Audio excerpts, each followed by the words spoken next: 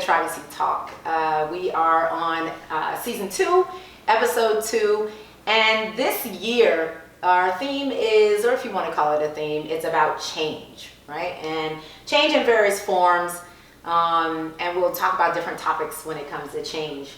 Today, however, we are going to talk about change in terms of generation, and we're going to explore generational changes in between, with, around generations.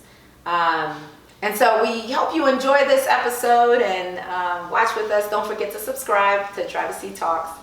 And so I want to put it out there to you too. By the way, I am Rena Doyle and co-founder of Tribesy. I am Jamalka Warate, go by Jum. And I'm Gail Watts, the other co-founder. And we all work in the diversity, equity, and inclusion consultation movement. And today we just want to give some insight into change when it comes to generations. So I will just say, without giving ages, we are 3 different generations here. So you have not only 3 different generations, but 3 people who come from very different backgrounds, and of course then have very different experiences within those generations as well. I'm going to say I'm a millennial, so without speaking for my people, I know that's my people, and yeah. I am actually now considered a baby boomer. I grew up sort of thinking of myself as Generation X, but you know, they always like want to move those years, and at some point I was, oh, I'm a baby boomer now? So I think I'm kind of on the cusp, a little bit of both. I don't know that I always completely, I identify a little bit with both. Mm-hmm. So we're also joined today by 3 friends here. We have some gin. We have rum. Those of you who may be watching and know me know I am a serious rum drinker. That's when the bottle is almost empty. Also, I had hope. And also, we have some wonderful triple añejo tequila that, you know, are joining us here for today's Tribesy Talk. Yeah. So I want to start off by asking you all, in terms of your lifetime within your generation, what are some major changes about what's expected of you, how you should look, how you should act, how you should be, to now? Like, and you can talk about the influence of other generations or whatever, but what is different in your lifetime specifically? And you probably have a lot of them, but you know, give me one major one. Mm-hmm. I would say gender identity. So part of what's different is, you know, in my age generation growing up, there was only 2 possibilities, right? And I can remember as a kid trying to be, you know, forced into this box of what a girl is. And that never really quite fit me. But there wasn't another possibility to be, right? Mm-hmm. I can actually remember when girls in California were not allowed to wear pants to school. Mm-hmm. You had to wear a dress. Mm. And that was a big change. And when that passed and that changed, I was the only girl in school the next day wearing pants. Mm-hmm. And it was like... So it wasn't immediate, everybody was like, yeah, we can wear pants. No. Okay. And now today, you think about, I know a lot of people get confused, or they push back on this idea that there are multiple genders and there are multiple identities, and what does that mean, and the language you use. But for me, it's really quite refreshing. I think if I grew up today, that would have been so much more liberating. Mm-hmm. To have those possibilities, you know, because otherwise I kept trying to say things like, but I'm not girly, but I'm not, mm-hmm. Right? Because none of those things fit me, mm-hmm. and there's more flexibility today. So I see that change as really positive and liberating in many ways. So let me ask you this, like, I know your generation has experienced this change. Do you think your generation is going, ooh, I could pick something else? Or are they hardwired still for the 2, I can't think of the word right now. The binary. Thank you. Well, you know, I'm sure there are other people like me who are happy to have some other possibilities and ways of thinking, but I think, at least in my experience, that socialization has been, you know, it's just been so strong that those are the only 2 possibilities. Quite frankly, I see a lot of baby boomers in my perspective are the ones that push back on using the word they, and push back on the idea that there are genders beyond male and female, that there are all these different ways of identifying. That's just my experience. Yeah, I was thinking about some things that connect with gender for me. I was thinking about growing up, like when I was a kid, I had all these visions of, here's how life goes. You get older, you find somebody, you have a family, and then I was like in my 20s, I was like, that's not happening right now. I can't afford any of that, or I haven't met somebody, and I know this is something that is an experience of a lot of my other friends who were in my age group. Things just started to get pushed back, right? Like, oh, okay, it hasn't happened at 23, it hasn't happened at 28, it hasn't happened at 34, like, you know, just like the pushing back of what was sold to me as the dream of what life should be, and like what happens when you get older. And I distinctly remember being a child and being like, at 27, I'm gonna have 3 kids, and I'm gonna have a house, and I'm gonna, you know, I had you had it like an age. I had 27, an all age these things will happen. where I thought everything would just fall into place. And I think one of the things in my generation is like, we have delayed a lot of the things that previous generations started earlier.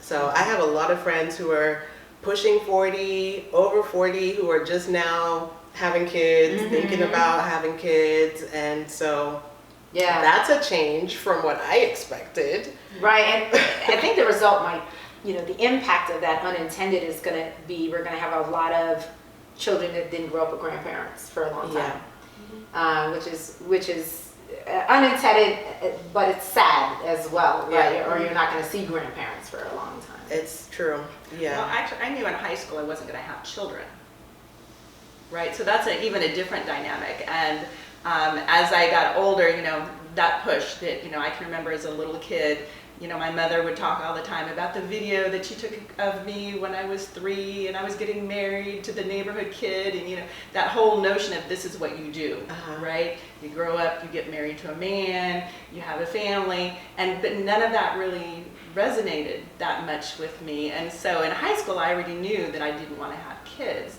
And I also thought, well, I may not get married, although I did. And so, you know, all of my youth, you know, as friends got married, as friends had kids, there was all this pressure, and people would be constantly asking me, so when are you doing this? Right. When are you having kids? And it's like, And I could tell when I was old because they no longer asked me. I think an interesting change for Xers, and I find this to be Xers of all different other intersectionalities, is this strong identity that we have the toughness, right? That we were latchkey kids. We knew how to cook and wash our clothes, and because we had to, because that's our mothers were the first mothers to go out to work. And so the TV raised us, and this raised us, and, you know, we got this burn and this cut from doing this. And so there's this idea that we are tough, really tough. And I think a change that the younger generation has brought to Generation Xers is that it's okay not to always be tough, because the Xers are not going to let go of the toughness, but that they've recognized the harm in which some of that toughness has led in terms of their own self-care or lack thereof of their own self-care. And so I see, in my realm, a lot of Xers being softer with grandkids, that they're being softer with, you know, I see that.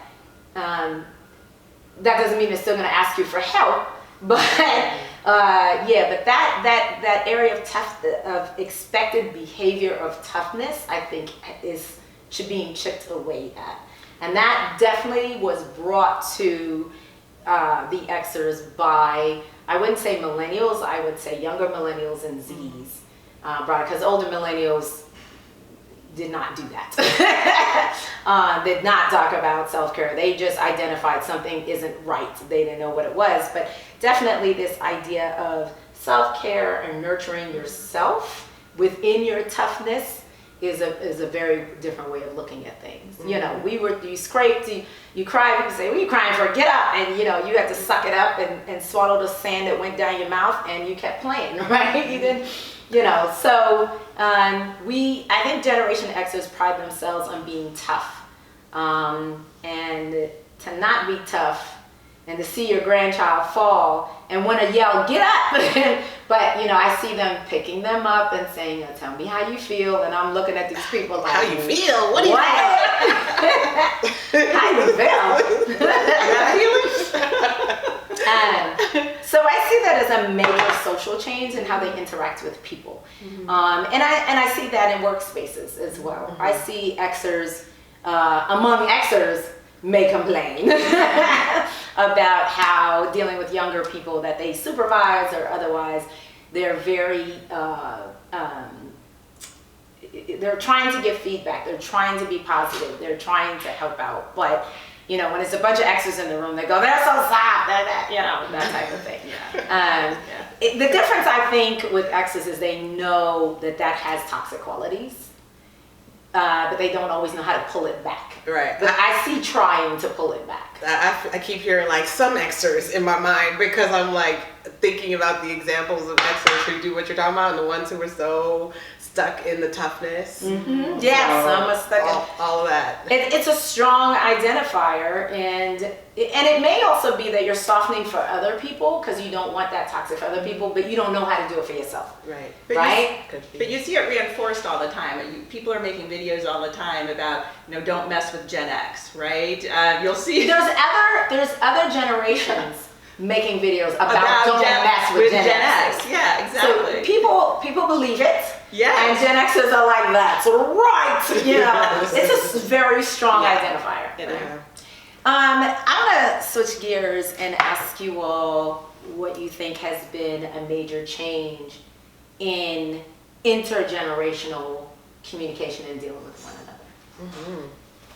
I was actually thinking of an example when you were talking about the workplace, because my cousins who are my age, my friends who are my age, I think we have had patterns of figuring out like, oh, this job is not for me. That I am not getting the growth I want, I'm not getting the experience I want, I don't care for this company or organization, I'm gonna bounce. And every time I talk to older folks in my family, the criticism is, oh, you're not loyal, you don't know how to take, you know, what the work world just requires of you. So it's seen as a sign of weakness. And I view it very much as a sign of independence, autonomy, sort of chasing what you value.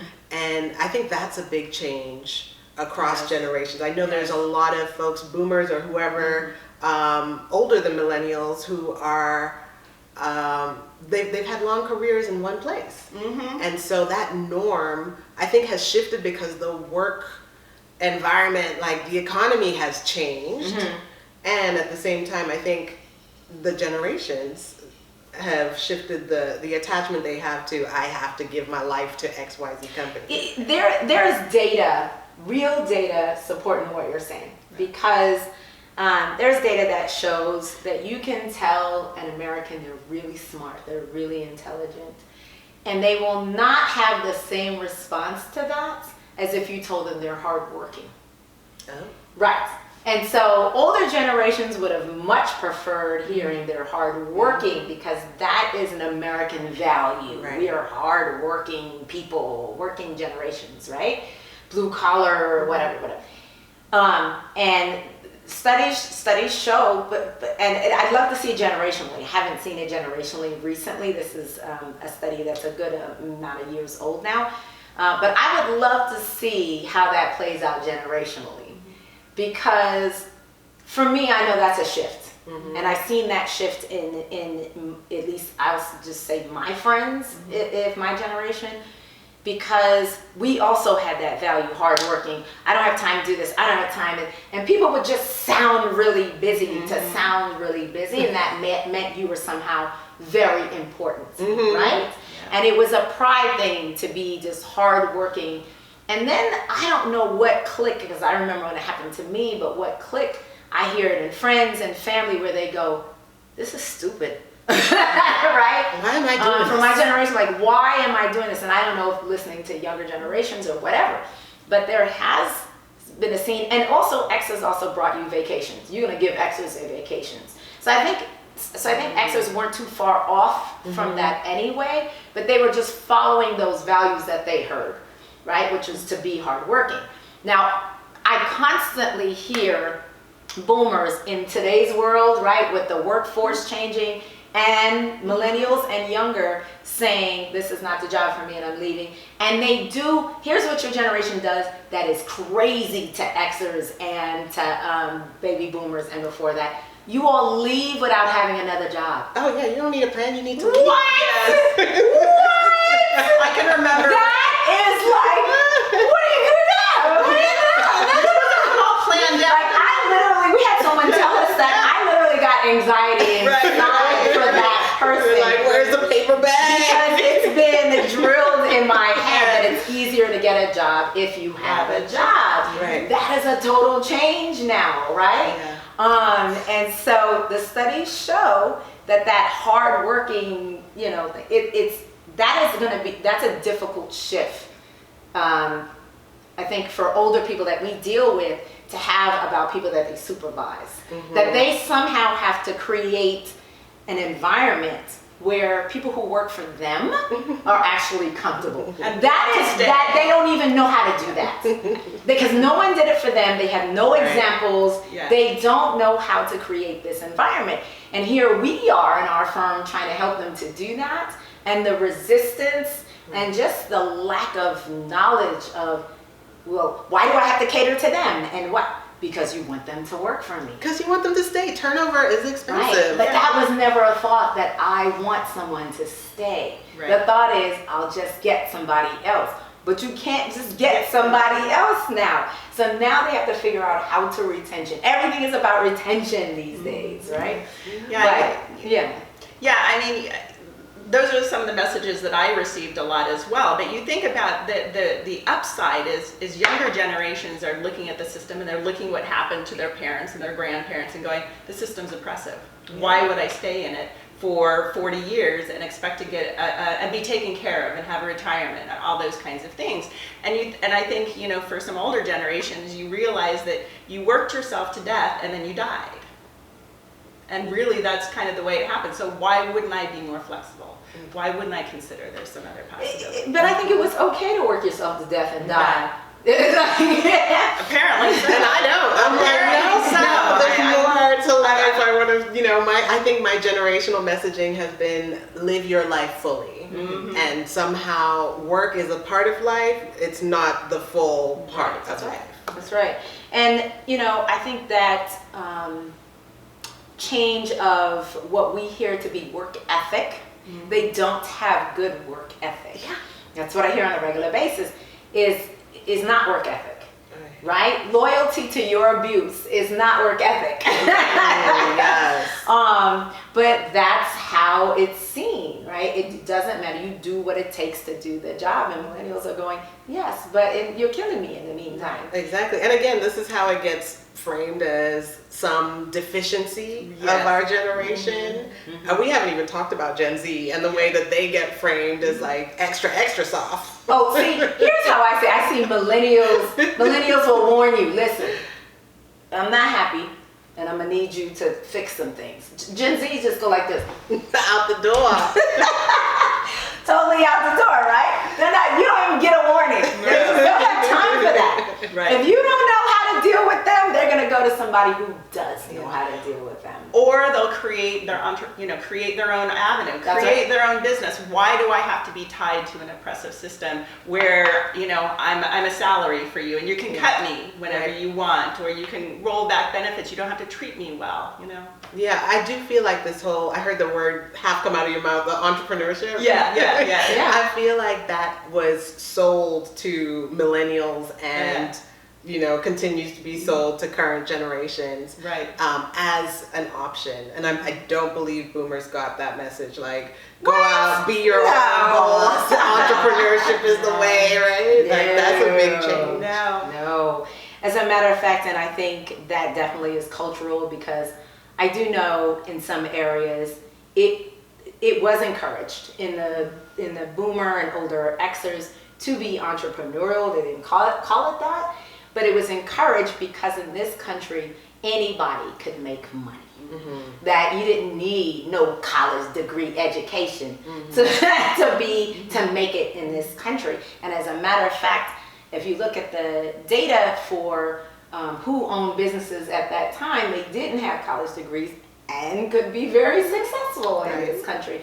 So there is a sector, and I would say predominantly of whites that are either middle class or lower socioeconomics, that actually were encouraged to have their own, because they weren't going to go to college. They weren't going to, even though college was free for them at the time, many colleges were free for them at the time, they weren't going to make it. And so you could be a great community mechanic. You could be a great, and open your own shop.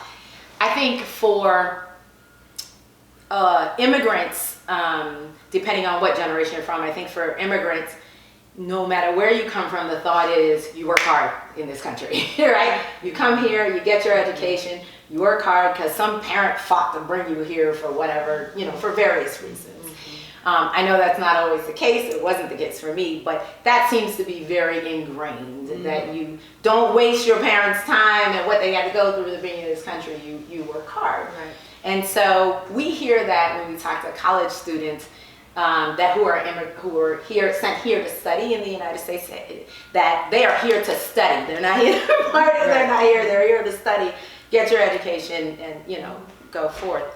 Yeah, I think of how what you're saying, again, you mentioned intersectionality earlier. I think of how folks who grew up on farms have, That's right. by nature of being on the farm, you have a certain work ethic that's expected of you. So I feel like regardless of your generational connection, there's some experiences that people are having where it's like, you got to just do what you do, right? I think of how people in service jobs that don't have that expectation of, oh, you're gonna have a great retirement package at the end of this, right? Like, it's not about stay loyal to the organization or the company. It's that you work until they let you go, or you have some sort of like injury on a job or something, right? So like, till you're expendable. Right. Isn't that the breakdown in the promise, though? Oh, right? Because the promise is, if you're loyal to this company and you give them their all, and you don't see your family or whatever, you get, first of all, you get highly compensated that matched your living, right? That's the promise. No, but I'm saying that was the promise, and it was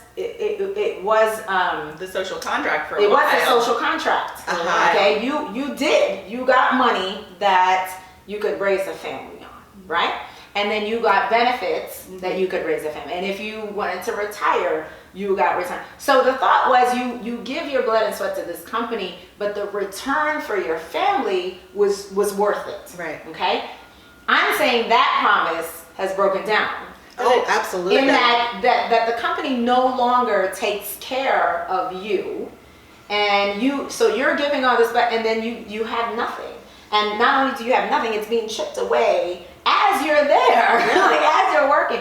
So the benefits, I worked for an organization that as I worked there, the benefits actually got less as I was working there. But the expectation as to what I do was increasing on a regular basis. So that's what I mean by the promise. Yeah. But that social contract didn't exist for everybody either, right? So if you think about it, that was only if you could get that job. And you think about who could get that job. I mean, it's not about what you know, it's about who you know back in the day. If you're the right race, the right gender, right. Everything, you had to fit a particular box, right? And you didn't, if you were, a white male who had a particular level of education and could come across in a particular way, I think about my father, right? He didn't have an education. beyond high school, but he could get into management. He could, they moved him along. That's what I'm saying. You work hard to move along, he right? did. But I think of all the people who could have never gotten his job. Right. Yeah, I think most exes heard both of you and go, I could get it. I was thinking I'm serious. I'm out there and you know which one of my friends you are. Yeah. And while they were talking, we're going, I bet you I could get that job. And I'm dark skinned. Today, perhaps.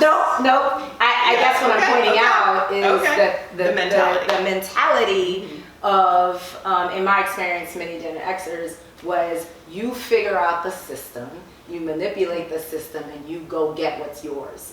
And there weren't many barriers. We were probably one of the first generations where there weren't many barriers placed here. The system, yes, still had barriers. I'm not going to say the system didn't have barriers, but when I think about reading Malcolm X, and the teacher asked him what he wanted to be, and he said attorney, and he actually had to stay after class for his answer, and the teacher told him he wasn't being realistic, and that's something in a book I read, so that was not going to happen to me in my schools. That there was never any brainwashing of us that we couldn't have certain jobs. Now you go out into the world in the system and you feel the system and the effects, yes. But I'm telling you, I know there's people out there going, I could get that job. I think about something. I'm sorry. I'm like thinking about how I didn't grow up with the messages that there were limitations on what kind of jobs I could get because of my race and gender. I mean, I also grew up in African countries where people looked like me, and so that contributed to my experience.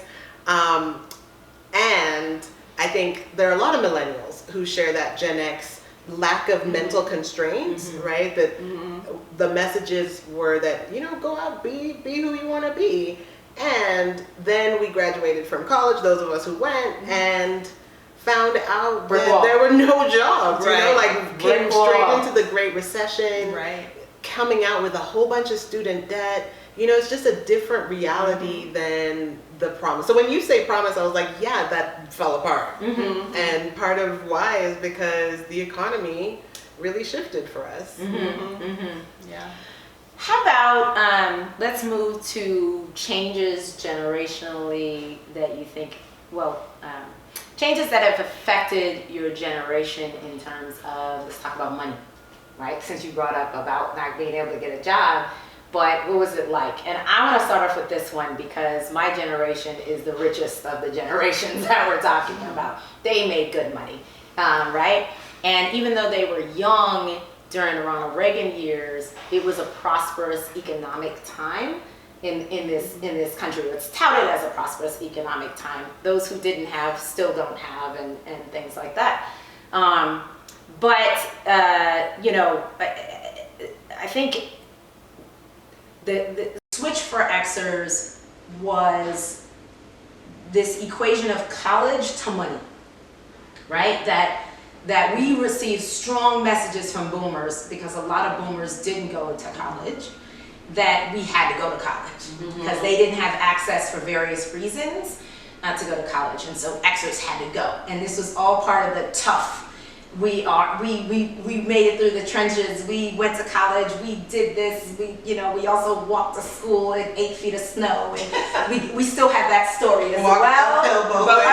Both ways. We did carry that from the boomer generation as well. And our money was linked to college, right? Like all the statistics, you make $1 million more in a lifetime than someone who didn't go to college, type of thing. And that was true for us. Yeah. You could see in our generation, among my friends, how much money someone made who graduated from college and how much somebody made who didn't graduate from college. That was very true. And so what did we do? We taught our children that. Because look, you have this because we went to college, and a lot of Xers, studies show a lot of boomers had to work when they were in college if they could go to college. A lot of Xers did not. Some did, because I know some who did, but compared to how many boomers had to actually work when they were in college, it was a lot. It was a lot less for Xers, right? That promise was true for Xers, and so they raised their kids that way. And then the millennials found out it was a lie. It's a lie. It's a lie. And not only is it a lie, like it's a bad lie. It's an expensive lie. It's a knife in the back and turn it lie. It's a really bad lie, because not only did you not get the job that you wanted, you're saddled with incredible amounts of debt. Yeah.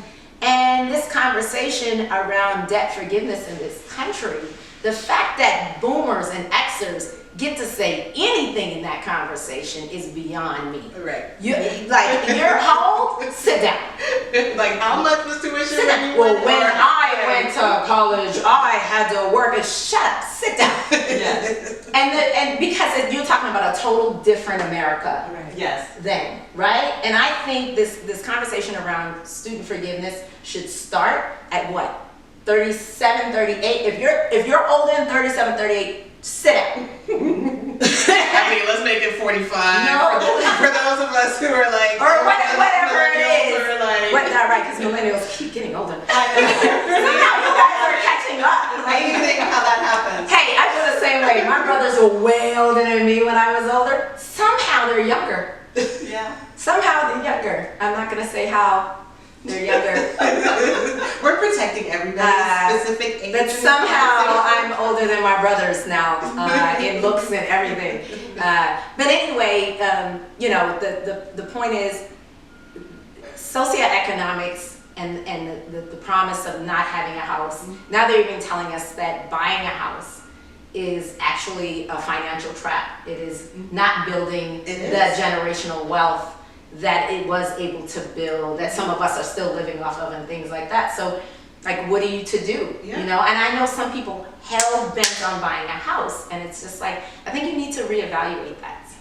Well, I think of how many millennials are living with roommates and or have to move back home or And make good money. Some of them make good money. Right. And still have to have a roommate. the housing crisis has changed in this country. Right. And so during the pandemic, I think of how many grown adults were like, oh, I have to move back home. Right. Like, that's the only option here. Right. Well, I think about, the messages I always received, of course, was that you buy a house and all of that. But I could see that shift happening to family members that were in the millennial generation, go through college, couldn't get a job because they moved in with us, right? So we had more than one person move in because you can't get a job. You could be pounding the pavement, you could be sending electronic, emails, you could be. Did you say electronic? I did. I've been drinking. I'm gonna take a drink on that one, folks. Electronic emails. I was thinking of actually electronic application, online applications. Oh, that burns me up when people go, and this generation's so lazy, they won't get up and go fill out an application. You're like, because I can do it on my phone. No one even accepts it. You can't walk into. You can't do it. You can't walk into a business and ask to apply. It doesn't exist, right? So that was a big shift, right? And so you think about how the entire. Any advice I could give on getting a job no longer applied. It simply didn't apply. It wasn't helpful. It wasn't useful. Yeah. Yeah. Things have changed. The email comment makes me think of changes with communications, changes with technology, and I'm thinking about this one colleague of mine who's a boomer, and we would be in meetings together, and she would want to print emails. Really? She would want to print the emails. So again, do what you gotta do. Yeah. It's the workplace. Let's figure out what you need so that you can feel like you're well informed for this meeting. And at the same time, my millennial self was like, You know what? It is a mental block when people introduce paper and certain things and so forth. So I was thinking about a time, Gail and I used to work with a person who was an older boomer, okay? And when I say older boomer, like this person was on the cusp of being old enough to be our grandparent, right? And she was giving us some professional development, training us in something, and she took out the what's that big machine? I don't even know the name anymore. I grew up on it. The big machine with the transparencies. She brought out a file about this big. The overhead. Transparencies. The overhead. And she had it on an overhead projector. And the rest of us were like this. She got no engagement, we couldn't get over that. And then she was like, and they were all over the place. And I can't find this one. And we were like, this could have been on a computer. And literally, she generationally had trouble communicating. Nothing happened at that meeting. Nothing happened at that meeting because of her mode of communication with us. Right? And I think that today's older generation doesn't realize that you're doing the same thing in many ways. When you write that long email, that's a letter. I write some long emails, right? So I'm not going to say anything on that. I hate long emails. That long email, and sometimes I start typing this, and then I just say, can I call you? Exactly. But that just doesn't make any sense these days because people turn off midway. Like sometimes some people will try to give it a go, but so that you talking about trying to give it a go, like try to read the email. Try to read the email. Or That's they way get too the whole much. email conversation. It's like, and you can see at the point at which it deteriorates, right? Yeah. It's like, no, it's a phone call. Why can't you just make it a phone call? Yeah, just make it a phone call. Because these whole, diatribes, right? Yeah. And so anyway, back to socioeconomics. I think that Xers had the money to do what they wanted to do when they wanted to do it. For the most part, of course, all Xers don't always have it that way, and it doesn't mean that they didn't have to be frugal or well educated about money. But I do think Gen Xers, even though they had money, they were not taught in the big scheme of it what to do with their money. I think Boomers actually had a better education on, even though they brought us credit card debt like crazy. Boomers were just charging us all over the place, but. I think if Xers would have had really good education about how money and finance works in this country, Xers would have been even more. How much more do you want, Gen X? Xers would have been through the roof. And the potential for Xers, because Xers do not play with their money. They do not play with their money. And if they were really taught what to do with money, I'm telling you, there's Xers listening right now going, yep, because they're thinking about when they were in college and they spent too much money and then they spent their 20s and early 30s building their credit back because of things in college or they just didn't receive. They had access to money, lots of access to money without the education.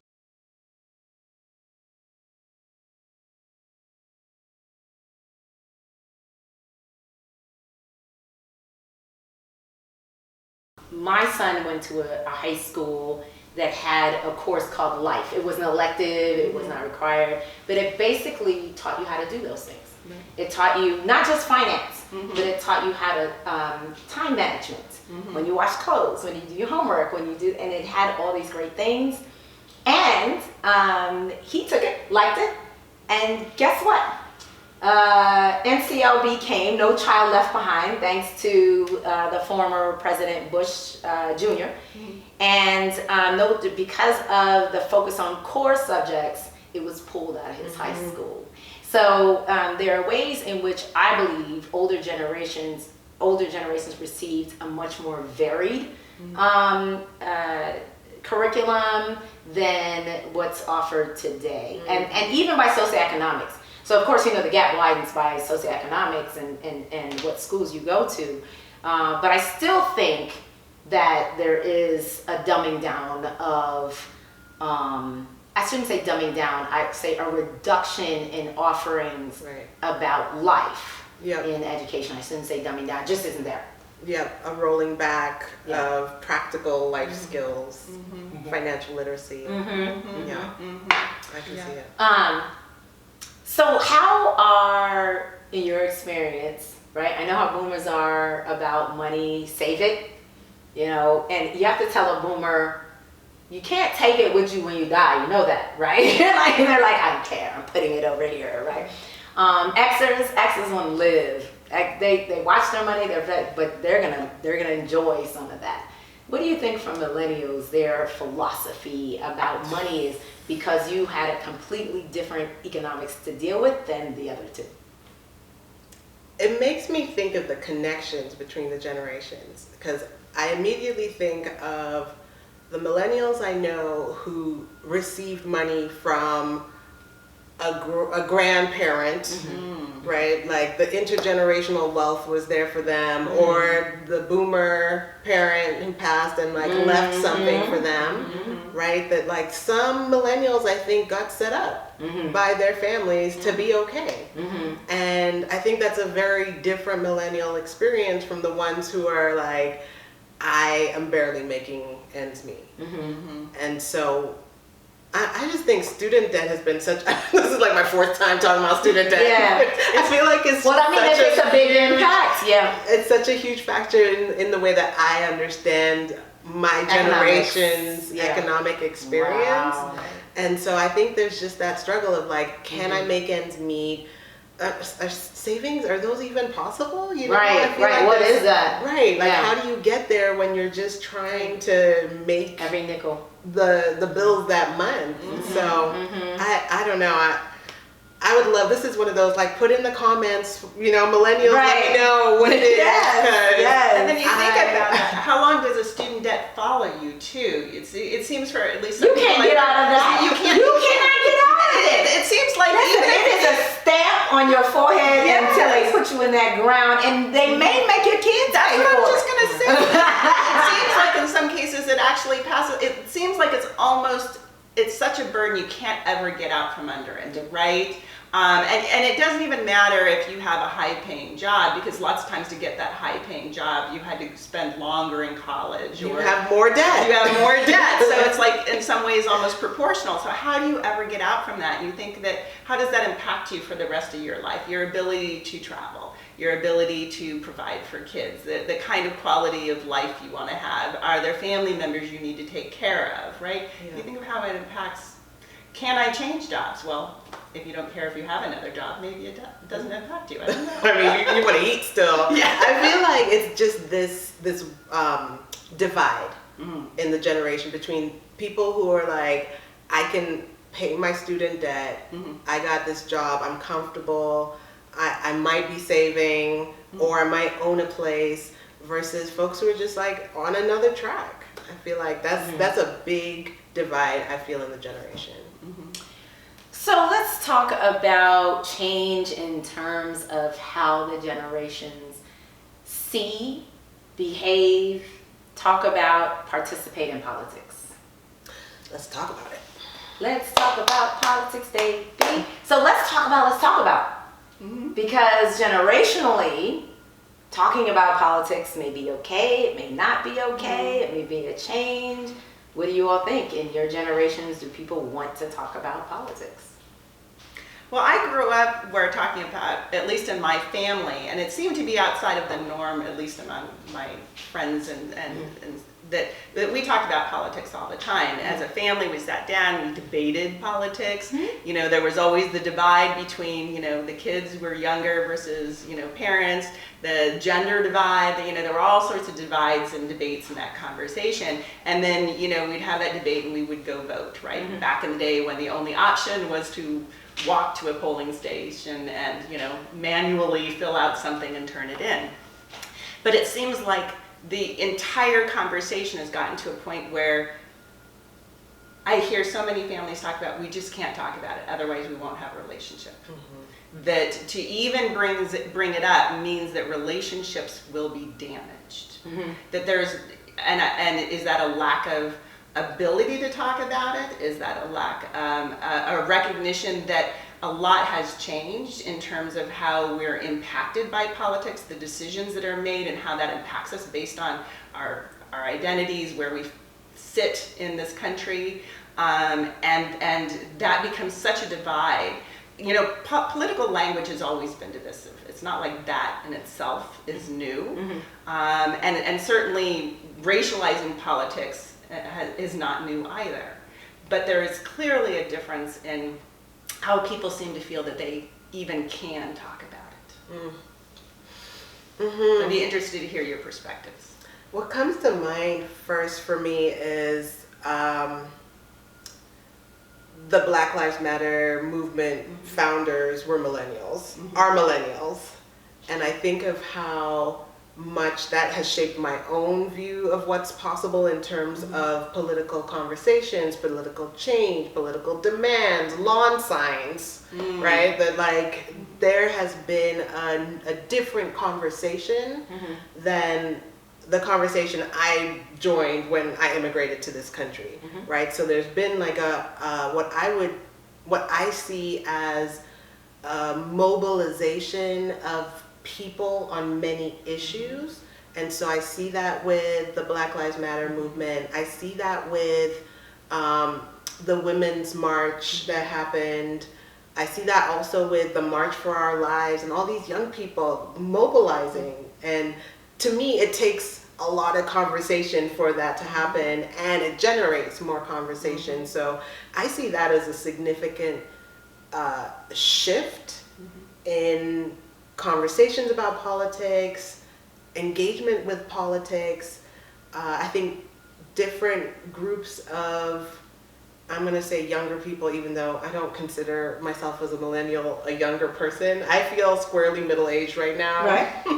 But I feel like definitely with the Gen Z, Gen A, politics is out there. It's being internalized as something that like I get to act on, and I get to march in the streets, and I get to put on my social media like, here's what I think. And I don't think it's made us any more skillful in having conversations across our political views, but I do see a change from what I saw when I was a young person in terms of movement on different political issues from the people.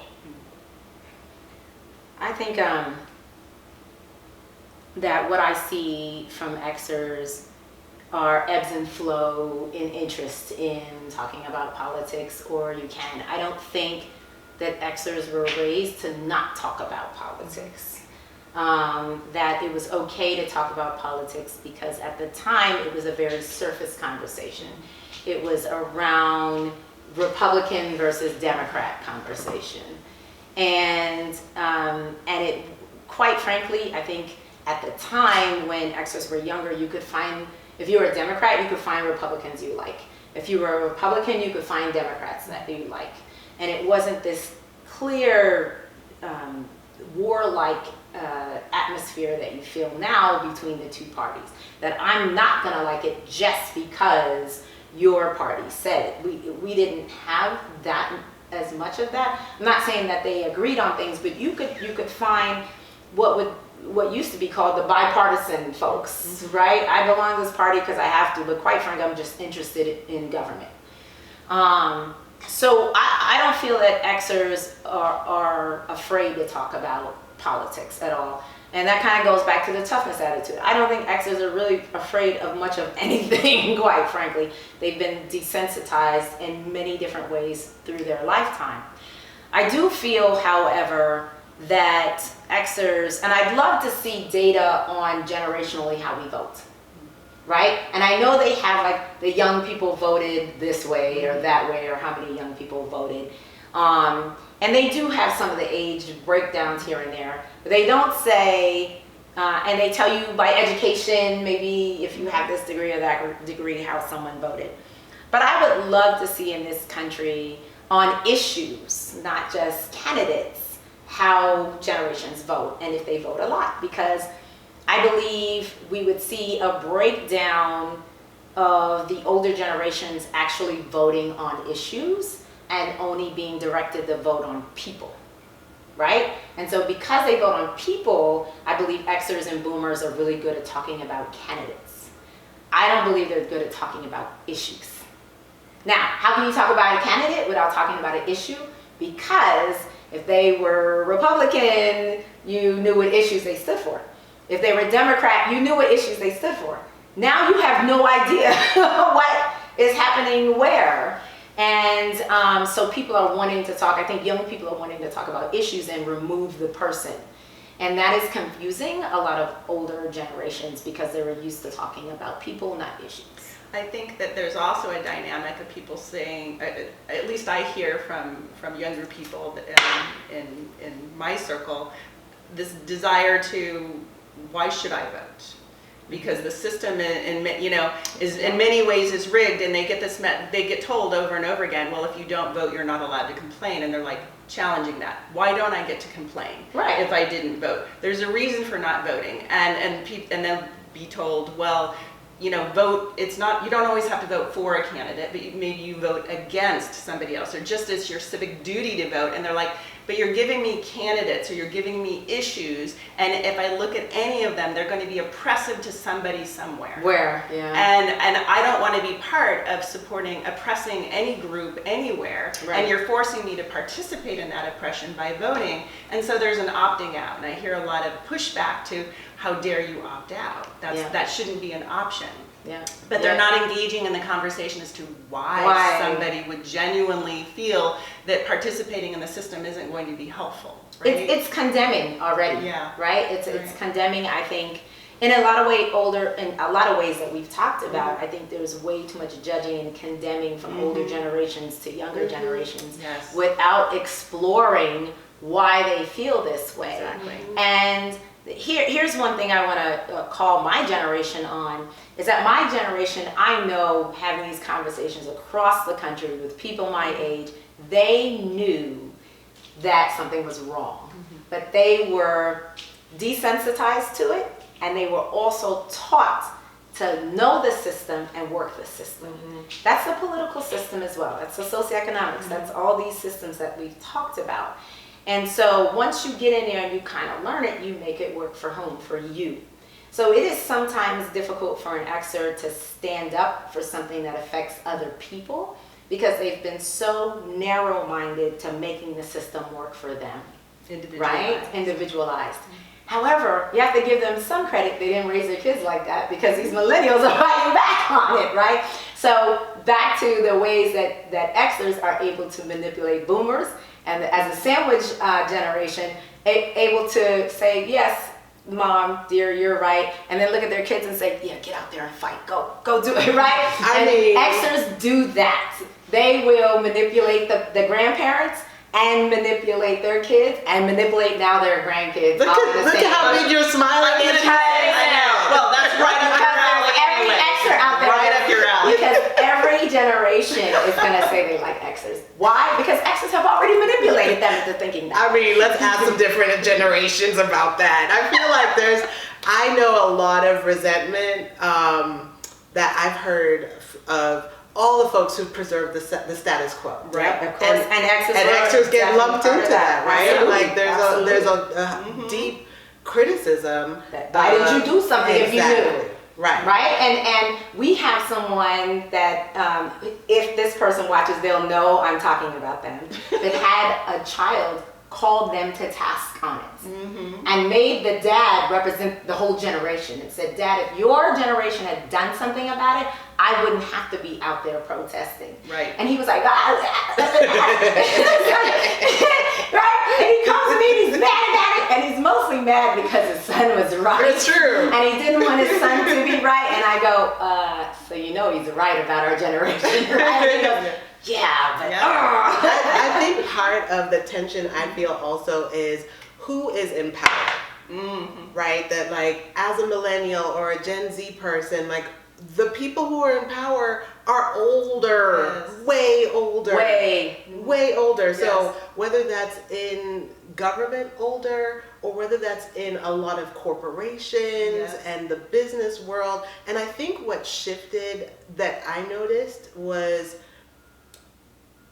I'm not going to say Mark Zuckerberg changed the game for everybody, but I'm going to use him as an example that when Facebook came about, I was a junior in college, and the notion that a young person could have this leading role, and not just him, like all the young people that came out at that time and that have been connected with the tech industry, they shifted the power dynamic in a way in terms of who we think can be in charge. Right. And there's still a lot of pushback, right? I think from boomers, I have heard a lot of pushback in terms of like, you gotta pay your dues, you can't be in charge, right? Like, okay, whatever. As if there aren't incredibly brilliant and world-changing young people. Like I think of Malala Greta Thunberg on the environmental front. Like there are young people who are changing the world, but the dominant way of being has been you have to get to whatever 50, 60, 70 before you can run things. And I think there are people, younger people, who are like, actually, no. I think we've seen that in the NFL. They are specifically going after younger coaches and things like that. So, Gail, I'm gonna let you have the last one, and then we gotta start wrapping up. No, I was just thinking along those lines, because if you wait till you're 50 or 60, then maybe you'll conform to the system. Right. Yeah, they got to work on conforming you first. Well, good luck with those young people. Because you might have some creative, innovative ideas in the meantime, right? So we're going to continue to have this conversation this year throughout our podcast around change, and I think this conversation about generations will creep up in other conversations that we have as it's part of social identity. Let me just say that we understand that people within generations have differing experiences because of other things, because of their socioeconomics, because of their race, because of their geography, because of their language, all sorts of things. And so nothing here today is meant to stereotype any generation, but to talk about the similarities that you may experience in a generation because of outside systems, forces, and events that happen, and how that shapes your thinking around these other subjects. And I just want to add that also this notion of generation we recognize is very US-centric, right? That the way people experience this concept of generation looks different. And so it's interesting to hear for people who live elsewhere in the world and are of different cultural backgrounds, what does that play out? What does that look like for you? Because we recognize that